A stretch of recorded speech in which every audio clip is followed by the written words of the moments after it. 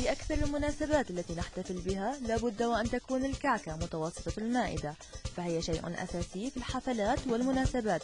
لذلك نرى أغلب النساء والفتيات عند التخطيط لعمل حفلة يقمن بشرائها جاهزة من المخبز، ولعدم قدرتهن أيضا على تحضيرها ولصعوبة خطوة التزيين، حيث لم يعد تزيين الكيك عبارة عن تزيين تقليدي، بل أصبح له عدة طرق تدخل في تزيينه، سواء كان بإدخال بعض الألعاب البلاستيكية التي تعبر عن المناسبة المقامة، أو صورة تطبع عن طريق برنامج الفوتوشوب على لوح من السكر وتوضع على الكيك، إذ له أشكال وأنواع وأحجام على حسب طلب الزبون. تكاليف متفاوتة، في تكاليف يعني بسيطة وفي تكاليف أعلى على حسب إمكان كل واحد.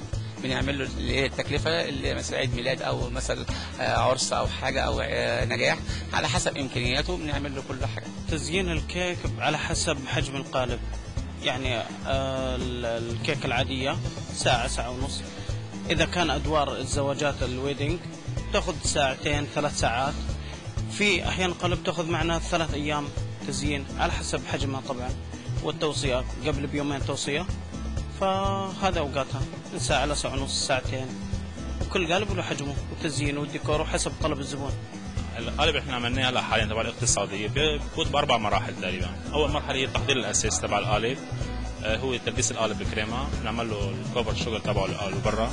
بعد هيك بفوت مرحله التحضير الاساسي، هي الصوره تبعت الاقتصاديه، بنعمل لها سكان، بننزلها على برنامج فوتوشوب، بننزلها ورق سكر، هو اساسا اوريدي جاهز للاكل، بنطبع احبار غذائيه كمان اوريدي جاهزه للاكل. وبنفس الوقت بنجهز التيمبل تبع المجسم تبع الاعراس، بنعمل له الفلاور زي تبعه، الديكوريشن تبعه، بننزل الصوره على القالب وبنعمل ديكوريشن حسب طبعا رغبه كل زبون. طبعا كل زبون له ذوق معين باللون، له طبعا اختيار معين حسب الكوشه، ولو عملها حسب الفستان تبع العرس. ممكن احيانا يختاروا القالب على نفس فستان العرس، ممكن مثلا احيانا يختاروا حجم القالب كبير، حجم القالب صغير، مجسمات، حفر. يعني كثير احنا عندنا مجال خصوصا مجال الويدنج كيك مجال واسع كثير. يعني اذا بدك تحصريه حلقه 2 3 بالعكس بتلاقي مليون 3 ملايين حلقه ممكن تضيع في مجال الكيك، لانه عباره عن مجسمات، عن فلاورز، عن ديكوريشن، عن كولرز، تيمبل، احجام، يعني شيء خيالي.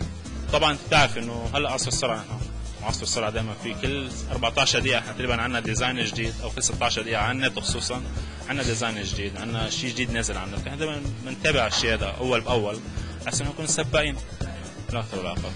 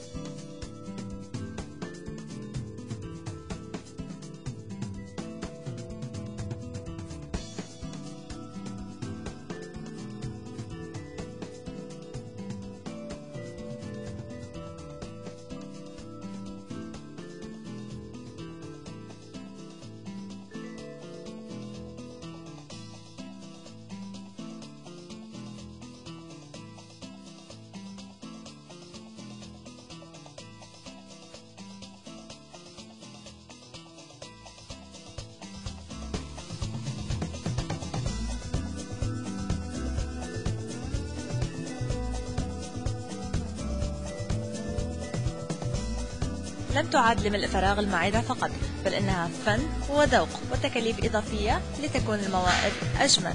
لبرنامج أول ساعة، نادية غازي، الرياض.